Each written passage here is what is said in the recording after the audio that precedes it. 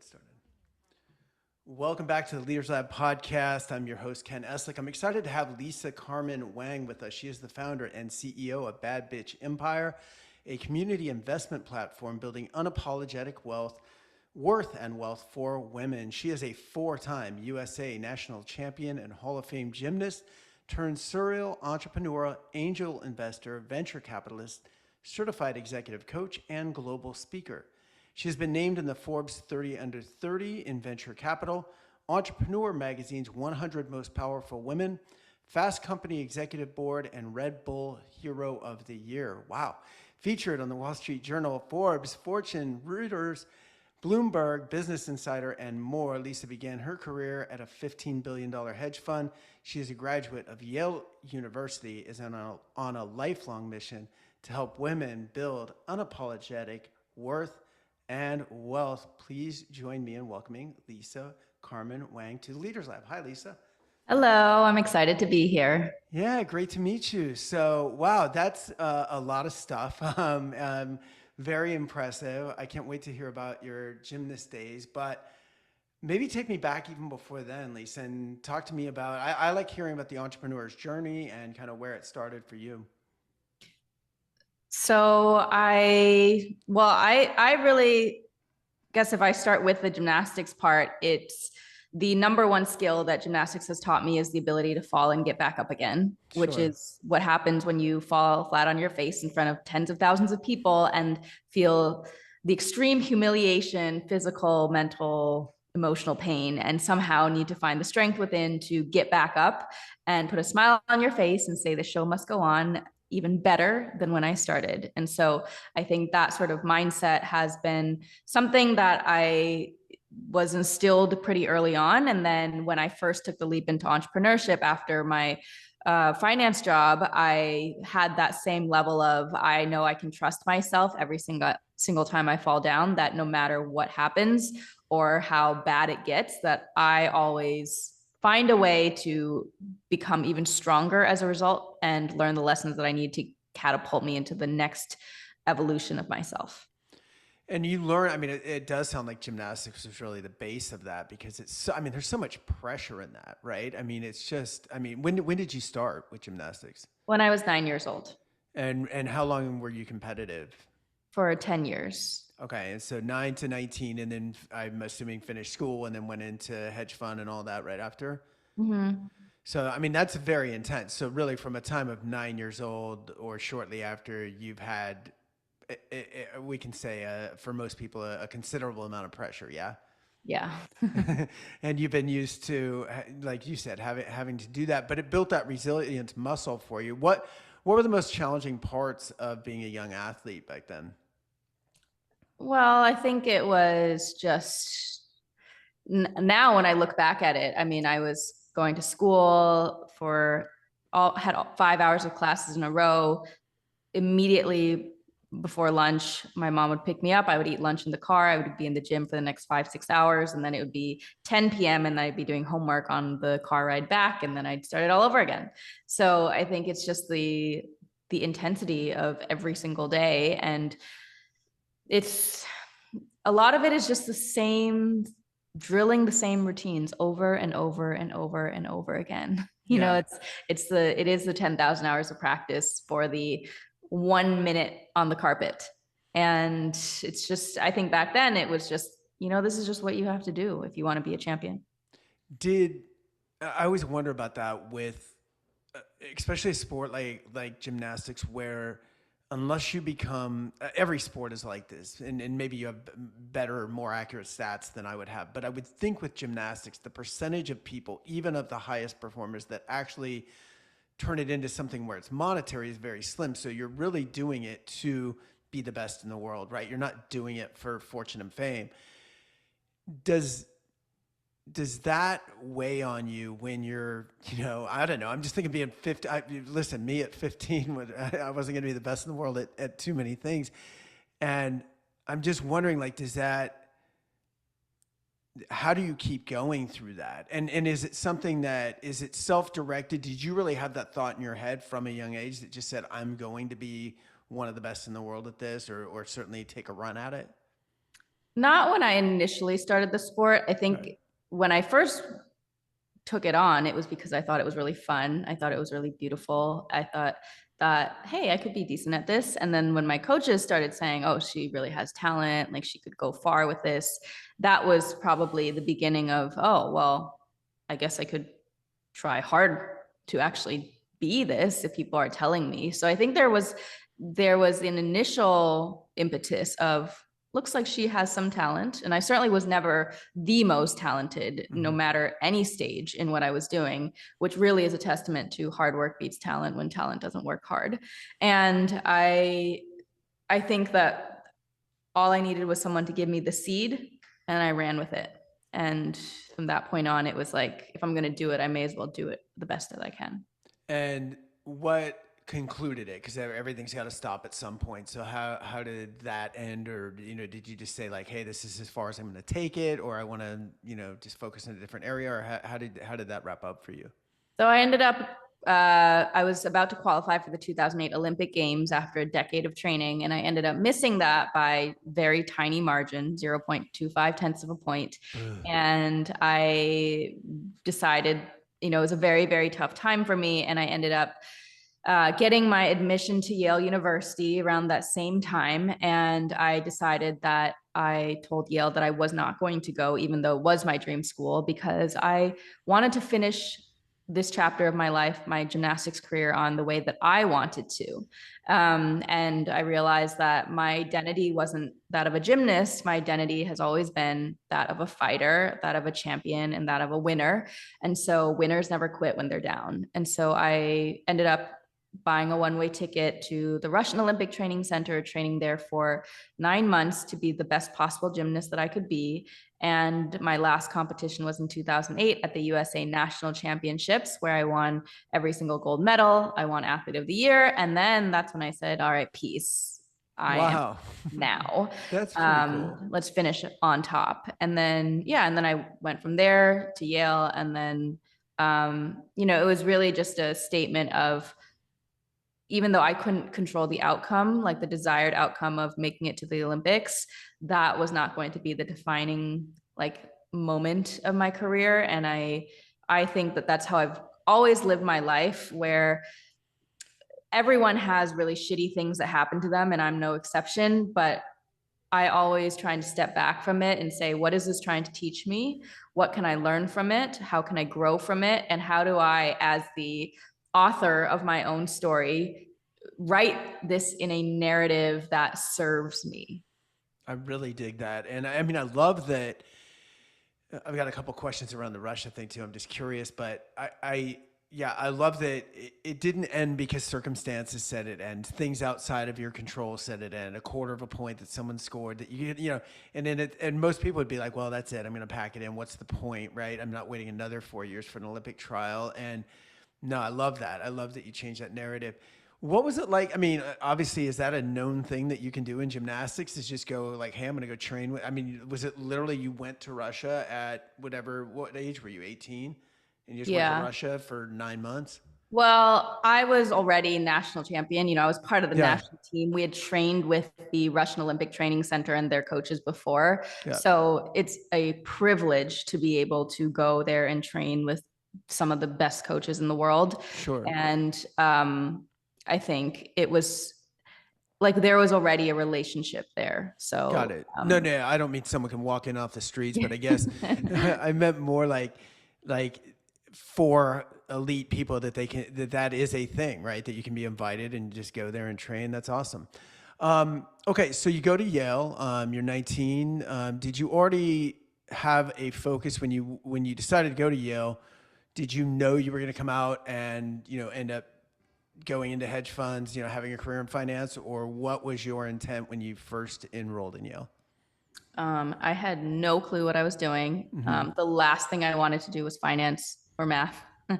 I was, I tried 7 different majors. I really wanted to major in psychology. And there was something, for some reason, I feel like maybe someone had said something to me where they said psychology is a bullshit major, and it stuck with me. And I hated that because I was like, I just think psychology is so interesting, and the way, like, what makes people tick, these experiments. But I was so concerned with the perception of people thinking that I chose a quote unquote easy major that I convinced myself out of it. And so as a result, then I struggled trying to find, bouncing around different majors, and I tried economics and I just felt like it was boring. And I I don't know. I was looking for the same level of passion and fire that I felt for gymnastics, and I could not find that. And I wasn't about to settle for something that just because people said it was the right thing to do, that I should do. I ended up studying American literature, which is even more impractical. But I would say that I read a lot of great books, and I learned about the psychology of characters and through plot lines, how different types of people thought, different perspectives. So it was almost at the end of the day, I got it was the same motivation, wanting to learn about what makes people tick, but I was learning about it through characters, not experiments. But Yale gave a liberal arts degree that allowed me to also take many different psychology and history and art classes. And yeah, so none of that really pointed towards finance. Got it. It's funny with the psychology thing because I'm a recruiter. I own a talent acquisition firm for leaders, and I don't think it's a BS degree, but it is one of those degrees, almost like business admin, where there's a lot of people that have it that don't do anything in that field. Do you know what I mean? And I think that might be where the stigma comes from. So I was kind of smiling when you said that because I think I've probably said that to people before, like, psych, oh, you didn't know what you wanted, right? Like that's what it kind of seems like sometimes. So almost like business administration. But so tell me, so what happens through school, and how do you get into hedge funds coming out of school, out of Yale? And did that happen right away? So I got a fellowship to study Mandarin in China for a year, and that was a paid, year to study intensive Mandarin. I applied to a lot of different like study abroad things, like postgraduate fellowships, and so I got that one, and it was great. So I actually ended up studying some economics in Mandarin in China, and I found that international economics and international dynamics much more interesting. And so very random, I ended up meeting who became my boss when I came back from China for, I think it was winter break or Christmas break. And I don't think I've ever told the story publicly, but anyway, I was sitting at a communal restaurant in New York, one of those, I don't know, East Village kind of tables. And Right, then you were sitting with other people. And right. I ended up talking to this guy who was like, wow, that's very interesting what you're studying in China. And you're doing economic research on local government financing vehicles and, whatever. I was doing a lot of research. And he was like, well, my firm may be interested in, we're hiring interns. Um, so I ended up getting an internship, and then the internship turned into a job. And then suddenly I had a job. There's not another city that could have happened in, right? Because I Yeah. mean, I live in New York. There's not another place where the tables are like smashed that close together, right? So Yeah. that's amazing. So, and so then talk to us about that. Where does that go? I I think when I look back at my professional career, especially, probably because gymnastics was so rigid, Yeah, it's I everything was monitored, from my caloric intake, my weight, my leotard, my smile, my posture. Like it was, you were so under a microscope, and everything was rigid, that the moment I retired from it and I went to college, I was like, wow, time. Like, yeah, I didn't know people had this. Like, I didn't know what do I do when I go into a cafeteria and I can literally eat whatever I want? yeah. Paralysis of freedom. And so I, had college to warm up. And then I think, and then I started really enjoying that freedom. And then I went into, corporate life, and I was like, whoa, this sucks. This is not me.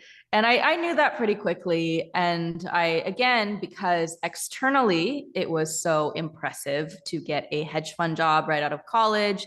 And I knew that it was something that a lot of people coveted. It looked good for me, but the fit wasn't there. Right. And I think I really struggled with that. And I just kept trying to convince myself, like, no, this is good. This is good. And then about a little over a year, I was like, okay, this is not working for me. And I realized that there are some people who are really passionate about finance and the markets, and that's not me. And the person who is the most passionate about it, who like will want to get up, is driven by that, they're going to be the ones who are successful in this field. Sure. And so that was really where I started asking myself, well, what do I crave? And I think what I really craved was creative freedom to make an impact. I really wanted to feel like I was making an impact. I felt like I could do something more. I didn't know what that would be, but I intuitively did not feel it would happen inside the walls of a a larger, more corporate institution. Forgive me if I'm going out on a limb here, but it seems like there were a couple of key moments in growing up. One being that hedge fund job where you mentioned, hey, it kind of looks good, right? I'm paraphrasing, but like this looks good. This is the job. Not that I'm supposed to be in, but definitely it is prestigious, right? It looks good. It's a $15 billion hedge fund. It looks awesome. And earlier you had something else that's like that, but now you're talking about like leaving all of that. So it sounds like stature and um, um, appearances, and maybe outward significance were important to you, and they're important to all of us. But I'm just saying, there had to become like a leap of faith at some point where you went, well, maybe I don't give a shit that much about what everybody else thinks. I'm going to need to do what I want to fulfill me. Is this the moment where that happened when you decided to leave finance and pursue things on your own? Yeah, I would say so. It was definitely like not a rational decision Yeah, to it leave. It was very much um, was from the not, heart. yeah, exactly. Yeah, it seems like it was more from the heart where I have to think, I'm not trying to diverse here, but I have to think like competitive gymnastics I look at and I wonder somehow if it ties into kind of your branding now and who you are and the power of being like self-sustaining and the power of women and stuff like that, because there's something to me that feels controlled about being in a sport like gymnastics where, like you said, they're telling you what you can wear, how to smile, when to be there, what you can eat. And I know that's what you sign up for, but you're also 9 years old when you sign up, right? And then you do it all through your whole adolescence until you're a young adult, finally ending it on your terms, which I think is really cool. And that's kind of the beginning of you maybe stepping out and going, no, I'll dictate the way the rest of this is going to go. Is that ringing true at all, or am I kind of reaching a little bit there? Which part? I guess the part where, yeah, I guess I got to concise my thoughts a little bit here. I guess what I'm thinking is did the seemingly confines of being in competitive gymnastics, the confining nature of being in competitive gymnastics, and feeling maybe somewhat controlled in competitive gymnastics, lead you later on to drive to want to create this brand that was more about empowering not only yourself but other women and teaching people how to empower themselves and enable themselves and create wealth for themselves? Is there, to me, it seems like a direct tie-in in a way, or certainly leverage that your younger life might be leverage into what you ended up choosing for a career? So I don't know if there was, I mean, certainly in my mind, there was not a direct correlation Right. between gymnast to female empowerment. Right. There was,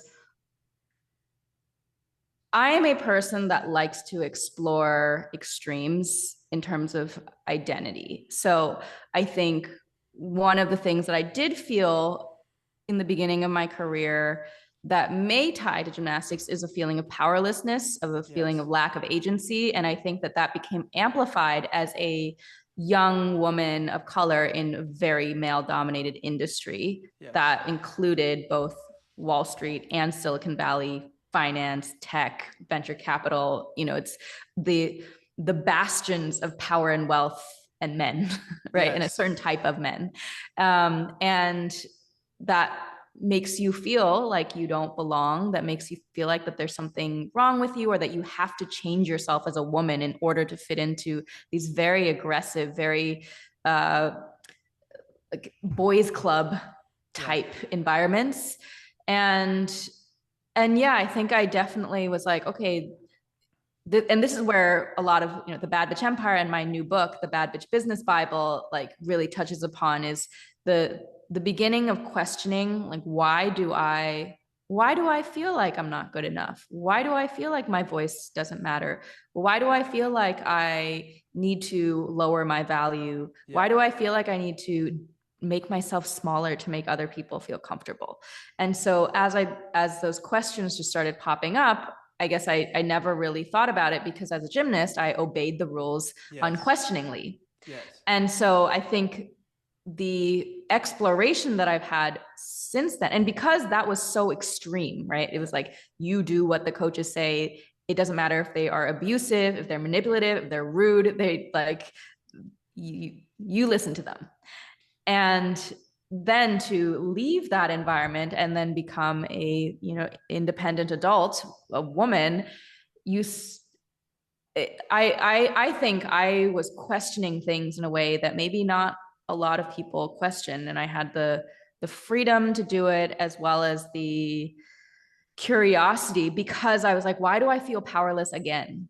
Like I thought that this was better. I thought I ended that chapter, right? Yeah. No, that's exactly, I didn't articulate it very well, but that's exactly what I meant, was from going from the confines of that to then moving into this other world where, yeah, I mean, you can see a lot of the same things repeating themselves in a different way, but yeah, it's so, yeah, it's so interesting and so cool how, I mean, whether it was conscious or not, it's the ability, I think, to kind of use your background as a catalyst to then go and empower others. So talk to us about that. What did you do when you left corporate finance?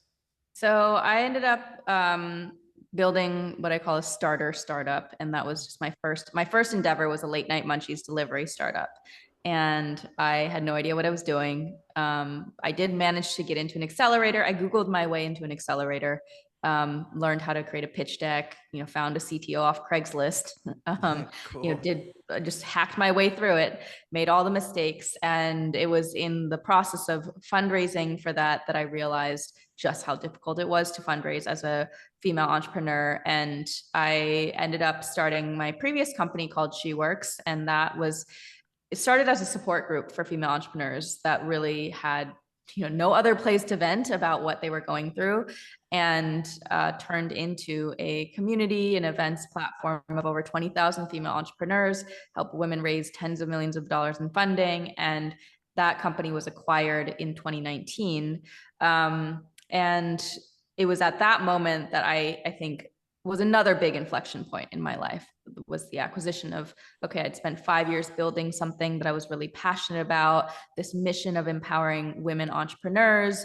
But I think it was after the acquisition that I was like, okay, maybe there's something deeper here, which is, as I started coaching at that point, then I was coaching female entrepreneurs. And I realized that the biggest problem that most women faced was not that they didn't know the tactics of fundraising. They didn't know the tactics of negotiations. It was that there was a fundamental lack of self-worth.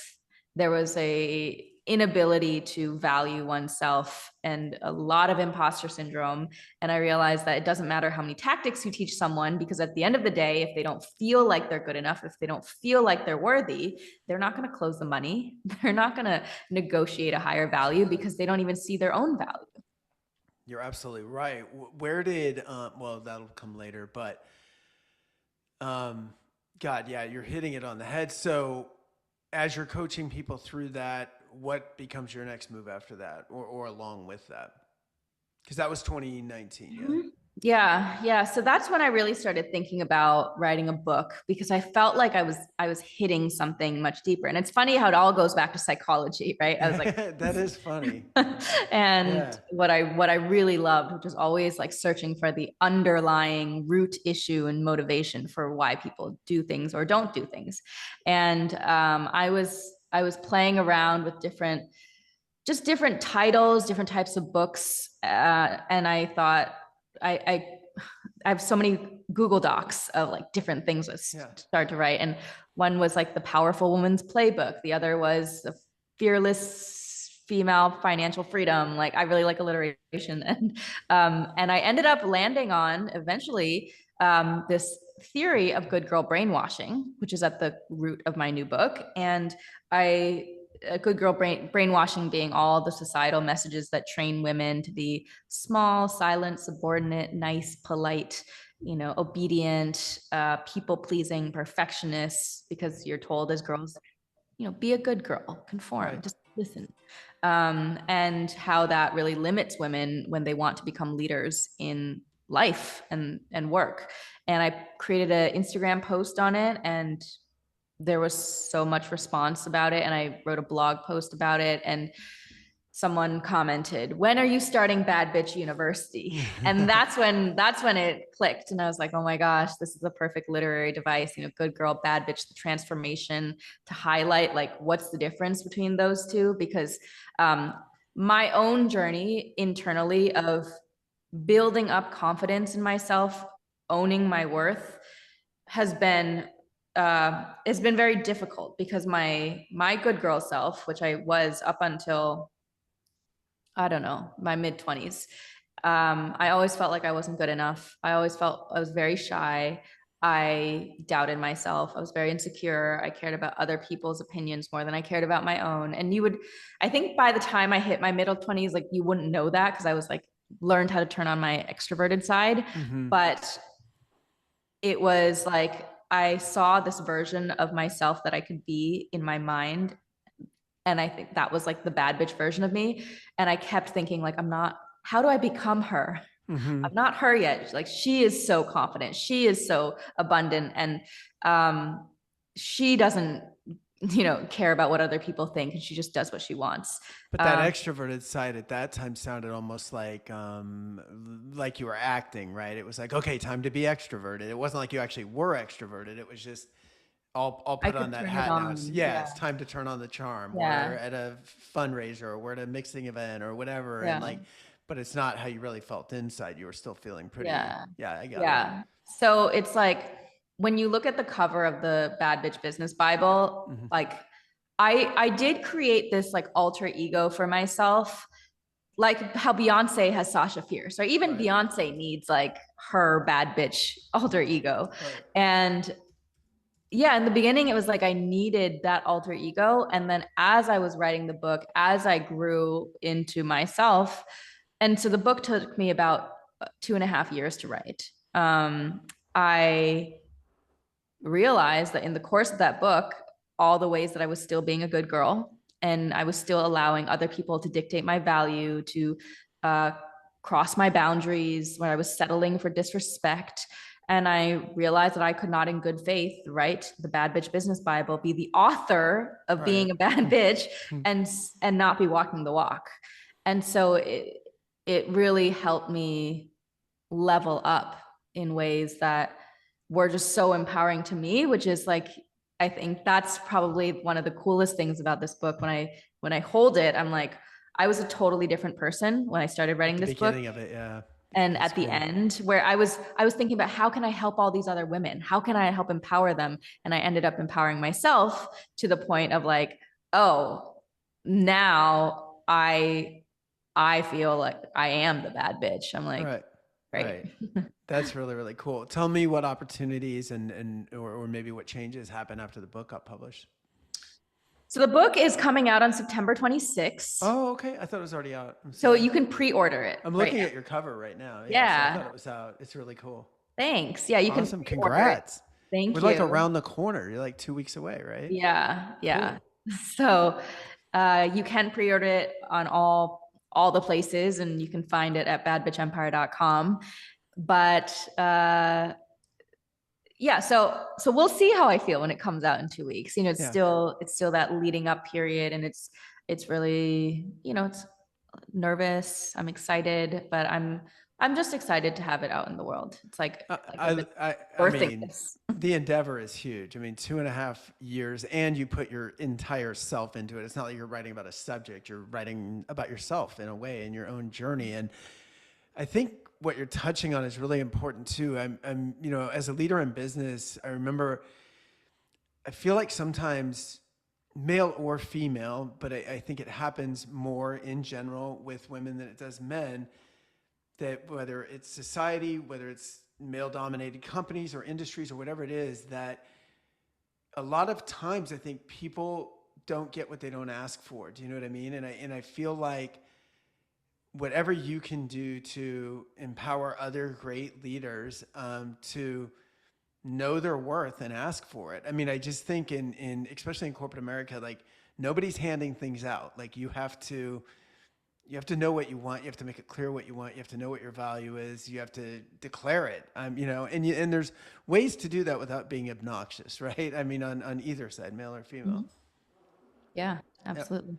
Very cool. Are you still doing coaching, or and how did you do it? Was it more in group style or one-on-one, or what did that look like for you? I started one-on-one, and then I started doing some groups. At the moment, I'm focusing on the book, and I'm actually Yeah. focusing on my venture fund, investing in female-led businesses. And through Bad Bitch Empire, we have an investing community where we train women on how to think like a bad bitch investor, how to make their first angel investments. So we have an upcoming Bad Bitch Investor Bootcamp as well that's coming in October. So anyone who's interested in learning how to invest and to get access to female-led deal flow, that's where you can find it at Bad Bitch Empire. Very cool. And we're going to list all that stuff in our show notes for you too, and for our audience. Love your story. I think it's so cool. And I didn't hear all of this, and I've heard you on other podcasts, and I didn't hear all the tie-ins, and I loved hearing about your background and how you really leveraged it to create something so special. And congrats on the book. I'm excited to check it out in a couple of weeks. So, Thank you. yeah, anything for us before we go? Uh, what else for you all? Well, there's definitely grab the book. Yeah. If you are interested in building wealth through investing, we welcome men and women. I believe that men can be bad bitches too. It's about the energy. It's about the mindset and the perspective, Cool. the mission. So Cool. definitely join us. We have a lot of cool events coming up. You can make me an honorary. I appreciate it. Really good to meet you. Great to meet you too. All right. Thanks, Lisa. Take care.